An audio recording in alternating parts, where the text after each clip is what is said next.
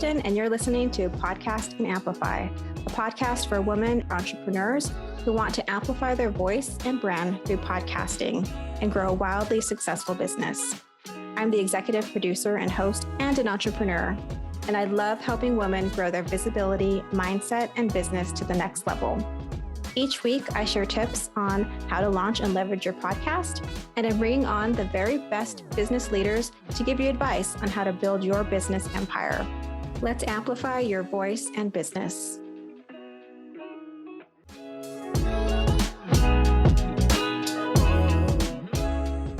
Hey listeners, welcome back to Podcast and Amplify. I'm your host, Kristen, and today I'm really excited to have our guest on the show. So today's guest is Annie Gichuru. She's a leading racial equity coach and consultant for online entrepreneurs. And she's going to talk to us all about how to become a genuine ally and advocate for people of color. And if you are part of this community, listen to this podcast, you know that, our mission in this show is really to elevate underrepresented voices and to be an ally. I think for a lot of online business owners, there can be questions around, well, how do I do that? And how do I do it in a way that is authentic? And I'm not going to say feels good, because I think it can be uncomfortable, and that's okay. But Annie's going to help us dive into this topic. I'm really excited to have her here. So welcome, Annie. Thank you for having me, Kristen. I'm so happy to be here. So I love to start conversations with my guests around a pivotal moment in your life that brought you to this point, this version of you and where you're at today. For me, it would be motherhood. Motherhood is what completely changed my life in terms of my priorities. We used to work in corporate. My background is actually in human resources. And so worked in corporate Australia for over 15 years in HR.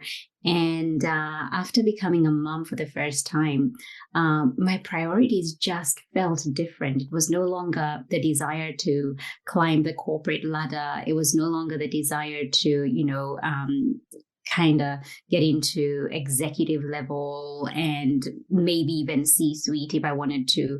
It was now thinking about, how can I live a life that will be more fulfilling, meaningful? How can I be a great role model for my daughter at the time? And how can I live a legacy that I will be proud of? And then, becoming a mother for the second time, I've got two children, a boy and a girl.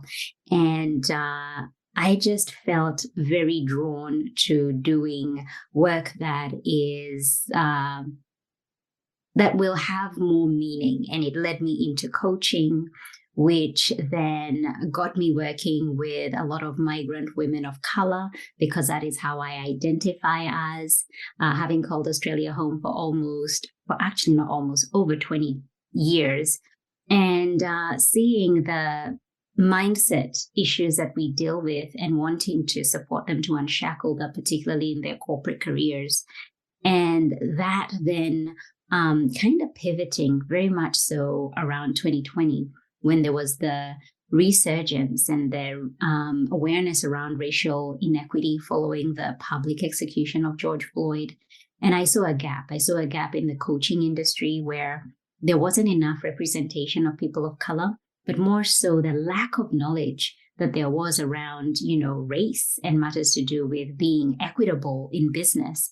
And so, having my background in HR and having dealt a lot from a diversity and inclusion perspective, I was able to bring that expertise, but more so from dealing with online business owners, coaches in particular, and teaching them how can they do better? Where are the areas where they are not aware of? Because a lot of people that I come across always think that they are so inclusive. They're like, oh, but I'm an inclusive person. I'm a good person. I volunteer. I support, different charities and non-for-profits.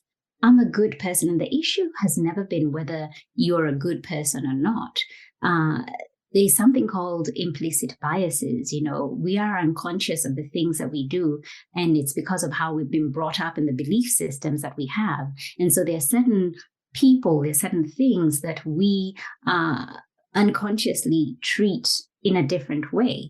And it's getting to the bottom of that, which influences how we behave and how we do business and the people we end up attracting and serving. And so making people more aware of their implicit biases, which leads to prejudices and racism, how can they do better?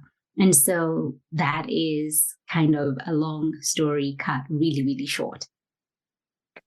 Yeah, I think, there's a lot of people who are well-meaning and, you hear, I don't see color, you heard that for a long time. And the intention behind that was good, right? That people really were trying to say, I don't think they were trying to say, I don't see you, which is really what was happening. I think they were perhaps trying to say, I'm not judging you by your color, or that's not the first thing I see, or I see you as a person.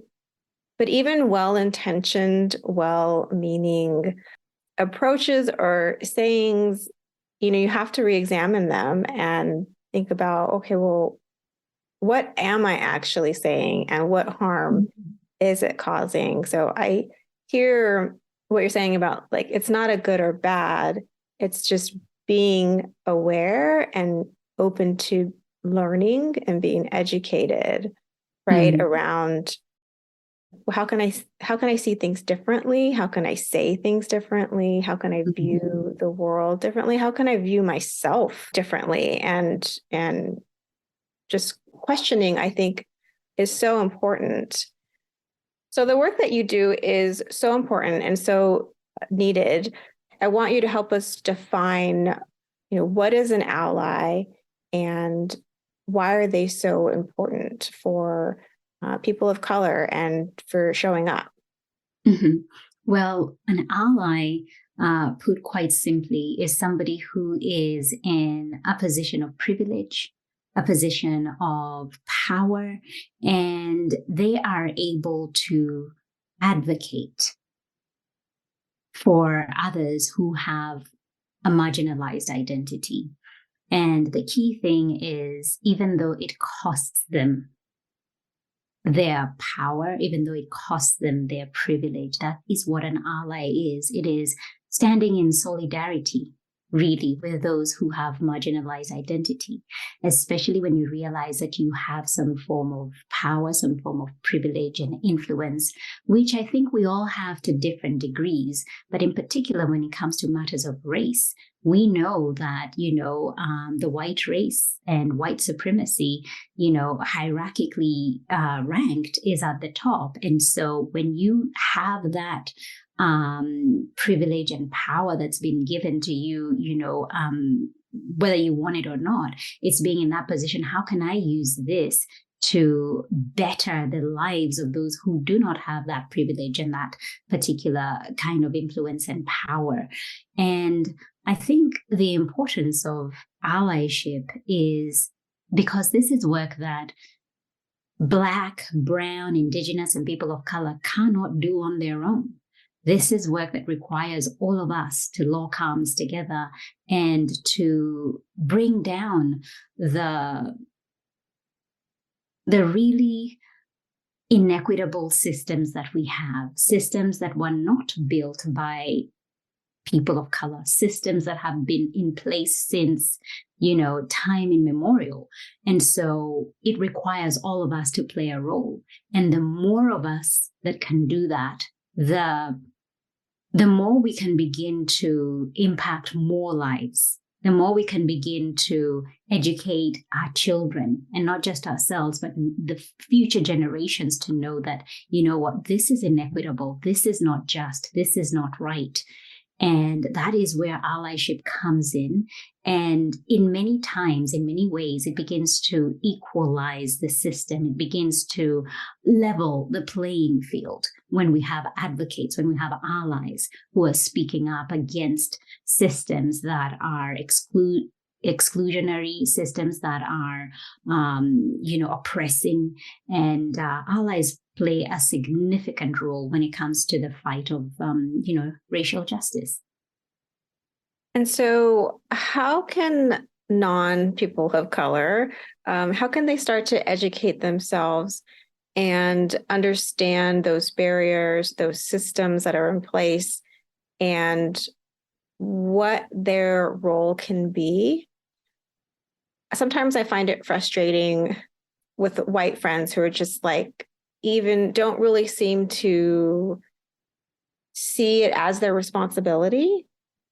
So I guess that's a two-part question. How can they educate themselves? And then how do you, I don't know if it's our responsibility to help them engage, but what do you do when you're just like, you see just a total lack of awareness, I guess, or even understanding that there needs to be an education? I think, firstly is the awareness piece. A lot of people just are not aware that they're, excluding. They're not aware that they have the way of thinking that they have. And I think it's just the awareness and unpacking, understanding, when it comes to matters of race, how much do I know, or how much am I assuming that I know? Because a lot of times, going back to what we were talking about, asking, telling somebody, I do not see color. And it's coming from a place of wanting to put the other person at ease and making them feel like you're no different from me. The intention may be good as the person who is saying this to the other person, but you're not taking into consideration how might that other person feel. So when it comes to educating yourself on matters to do with race, it's trying to understand more about the other group, more about the other people. What is it? How has their experience been? Yes, I know I classify myself as a good person. I'm doing the right thing, but I'm curious. You've got to have a level of curiosity that wants you to know, why is it so inequitable out there? Or maybe I'm a little bit ignorant, but I'm seeing a lot of things. There's a lot of news stories that are breaking about police brutality, particularly there in the United States. There's something that's not right, begin to get curious and find out, what is it like for people of color, and in particular, Black people? What is their history? What is their story? And once you get curious enough to try and get to the bottom and find out, that's how you begin to educate yourself. It starts from a place of curiosity. It starts from a place of, well, I think I know what I know, but what is their story? What is their lived experience? What's their history? And once you begin to get curious and educating yourself, really, I often say, needs to come from a place of how do you consume content? If you're somebody who loves to listen to podcasts, then this is a good place to begin, because then you can mix it up with the other kind of different genres of that you listen to, business, spirituality, whatever it is, throw in a little bit of DEI in there so that you can begin to educate yourself. If you're somebody who loves to read books, start by reading a book. And the recommendations are, there's a plethora of books out there that you can begin with. If it's documentaries, find the kind of content that you like to consume that's easy for you to consume, and start there. For me, podcasts are a big thing. I listen to podcasts every day. And so that's one of the ways that even I myself as an educator keep myself up to par and in this work through the listening. And so that's where it would begin, Kristen, but it has to come from a place of curiosity, because if you're just going about life and thinking that, this doesn't affect you, it doesn't impact you, it's living in a bubble, because that's not how the world truly is. There are people who are really oppressed. There are people who are really excluded, and we all can play a role in first educating ourselves and seeing what role can I play within my small unit. It may be just within my family, within my business, but what role can I play so that I can begin to dismantle the systems that are there that have been working against, different groups. Yeah, when you were talking about curiosity, I could hear in the second part of my question, I was essentially asking, how do you make people be curious? Which you can't do. You can't make people want to dig a little deeper or, understand the world differently. But you're right, it starts there. Absolutely. And I think just to add on there, Kristen, my work is very much focused on online business owners. And so this is something that is front and center for them.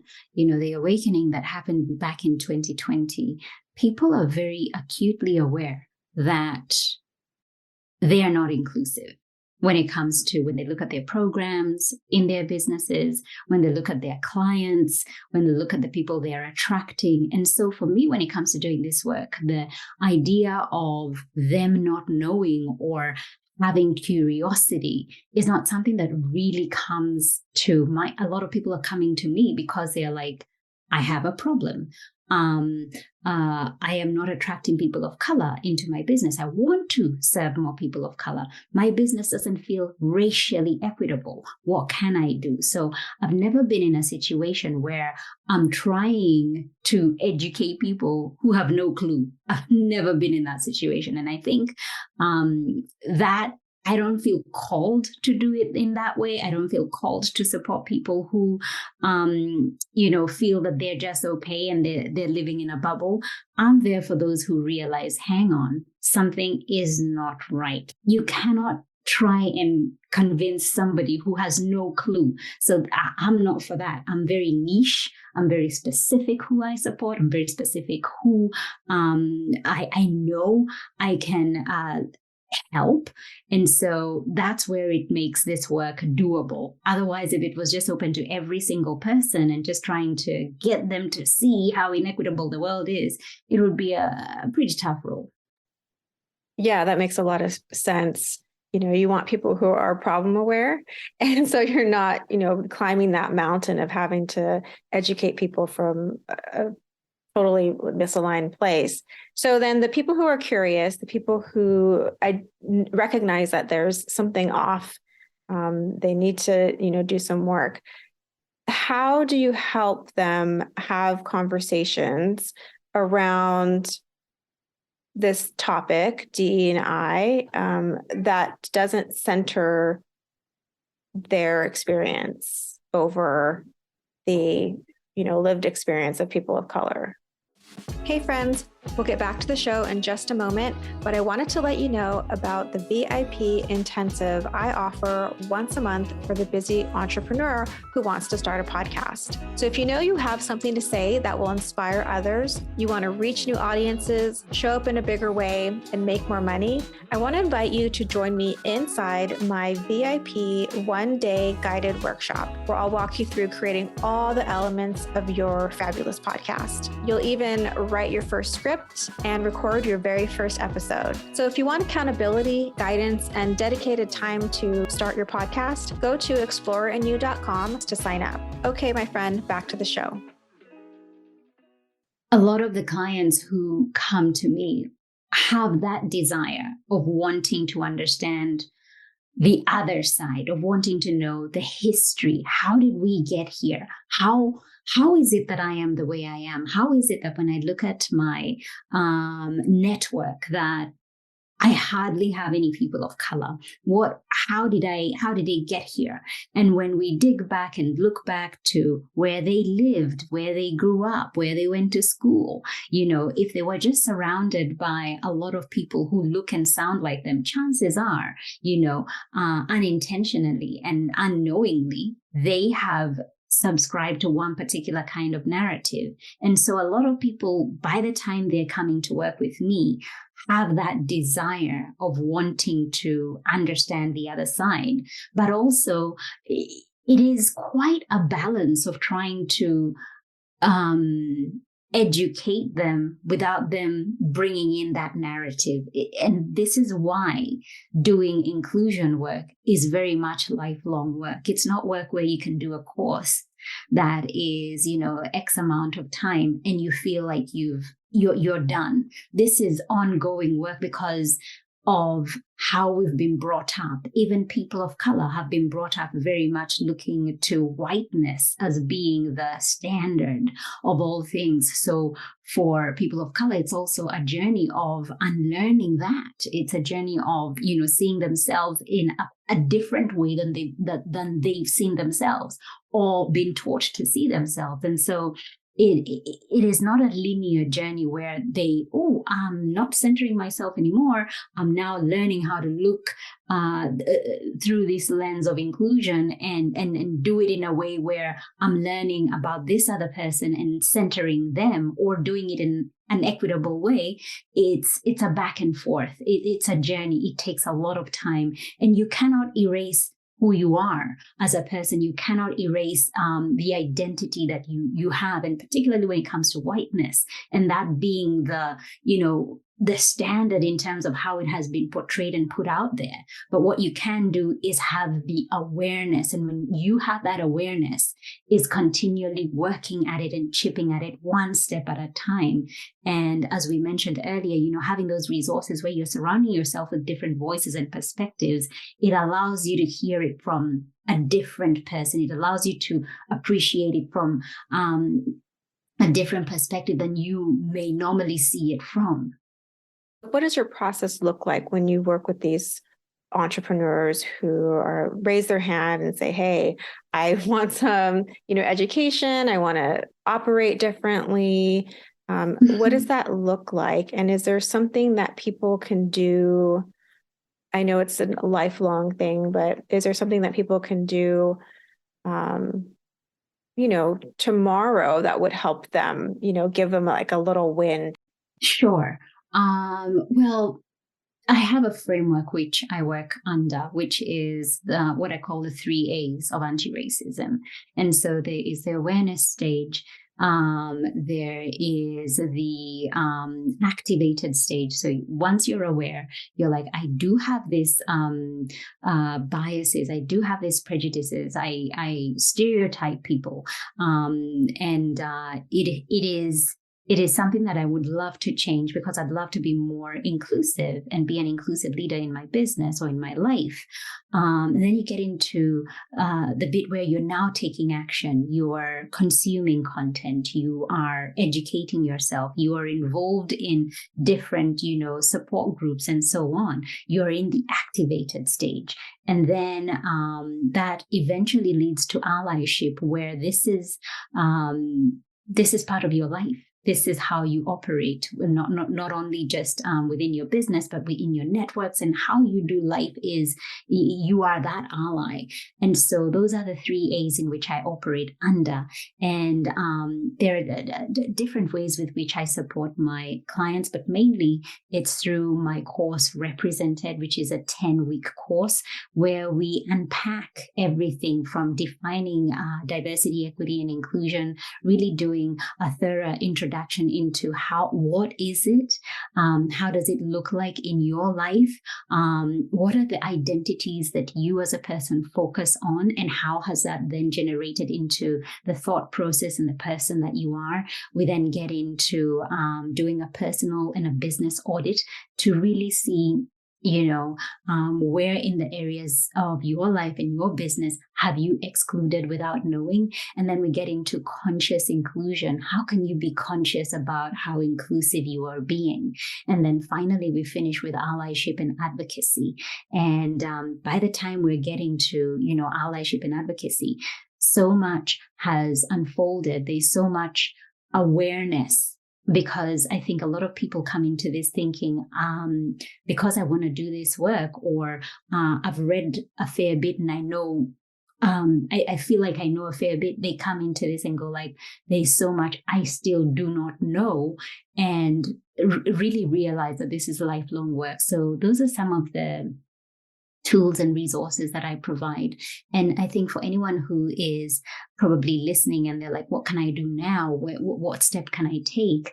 I have a quiz that helps you identify where you're at on your journey, because sometimes it can be really overwhelming. You're wondering, I've been recommended books, I've been told to do this, but it really doesn't speak to where you're at on your individual journey, because we're all at different places. And so taking the quiz lets you self-identify and then gives you one action that you can take for that next step. Because sometimes I think people get overwhelmed. If you're given a list of resources that has 20 authors or 20 pieces, tools to support you, it feels too much, and you just put it in the too hard basket, or you put it in the later basket, which you never quite get to until maybe another tragedy happens and you're like, oh my goodness, I never educated myself, I haven't done any work, let me try and now scramble and get to that.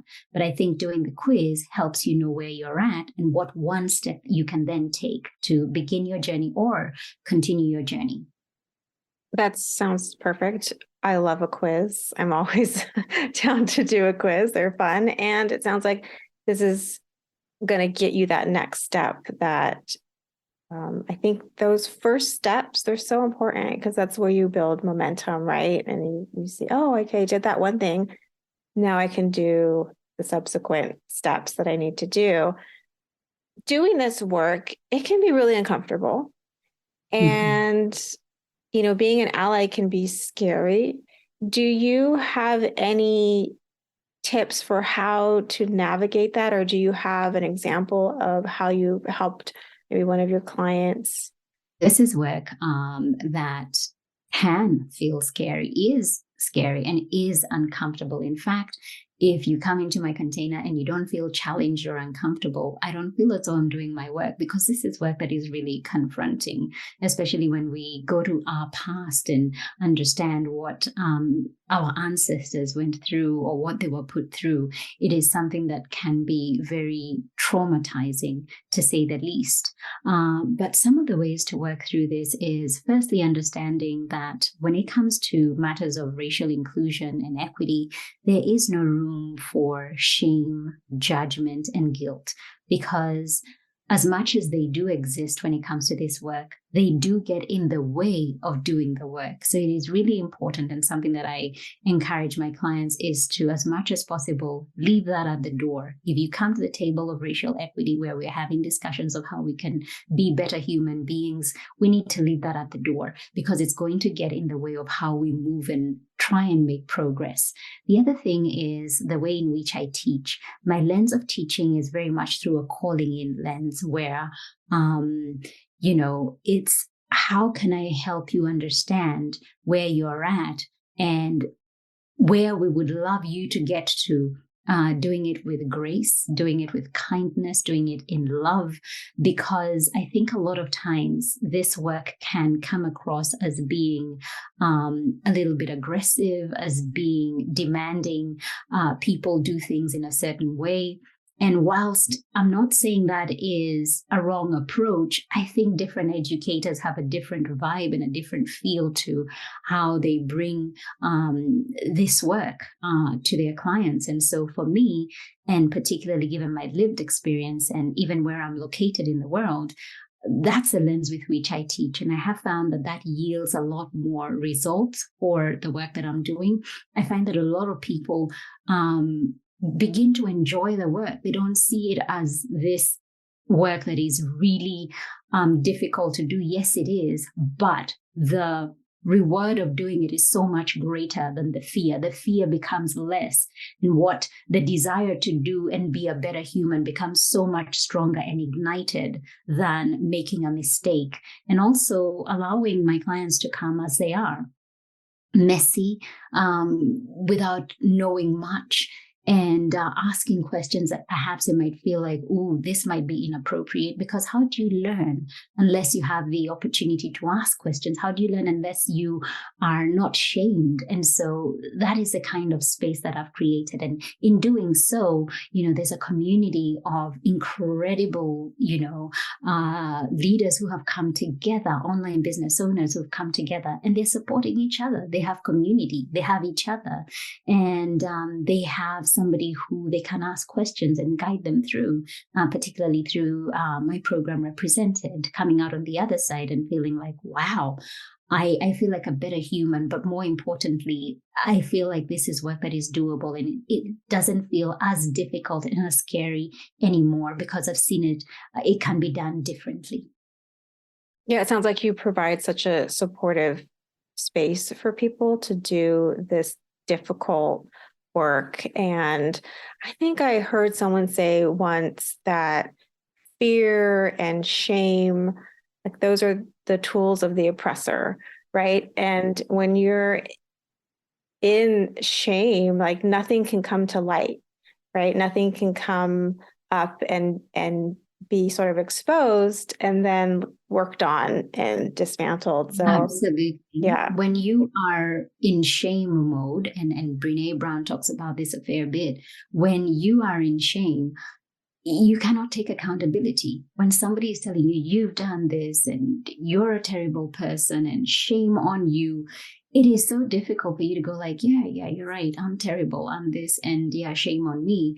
But when you are able to do it in a way that allows somebody to see it in a different light and take accountability for their mistakes, that's when the journey begins. And so shame and fear are tools of the oppressor. They are tools to keep you where you are and not progress to the next level. And it's been used historically in different, situations, and particularly politically, we've seen it so much. So, and the same applies in this work of inclusion. There is no room for that, because once it checks in, it gets in the way. Absolutely. And I love how you're providing a very compassionate place, a very empathetic and, like you said, mentioned loving space to do this work, because that's really important. It's really what's needed. So before we end this conversation, which I've really enjoyed, I want to ask you our signature question. What is your superpower? I think my superpower is the ability to hold space for difficult conversations, seeing in particular, the white women who come into my space and allowing them to work through their fragility, allowing them to work through the guilt, the shame, allowing the tears, and being able to hold that without it taking away from what needs to be done. I think that is something that my clients have said back to me. Doing this work with grace, with kindness, with love, I would have to say, that's, I think, my superpower. That is indeed a superpower, because it's not easy to hold space for all of that. That's a lot to hold space with a lot going on.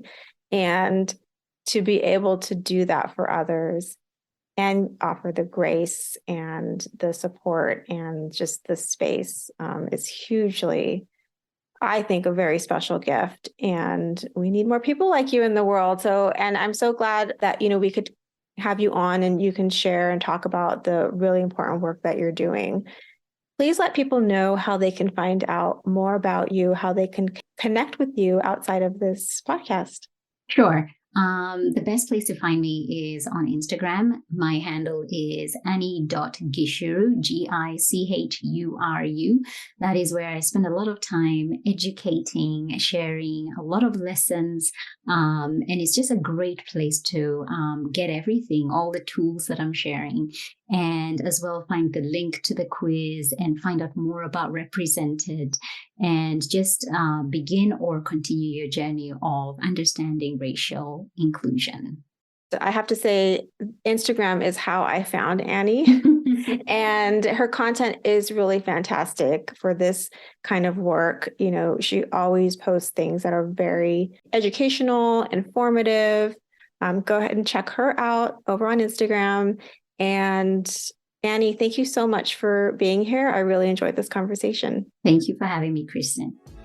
Hey, thanks for listening to the show. So if you found this episode really valuable, I'd love for you to head on over to Instagram and share your big takeaways, any aha moments that you had, and tag me at Podcast and Amplify. If you have any questions, make sure to hit me up in the DMs. And if you have any friends or fellow entrepreneurs who you think would get a ton of value from the show, make sure to share this episode with them. Your recommendations and your reviews are really what help grow this podcast. And we are always so grateful for your support. Thanks for listening, and we'll see you next week.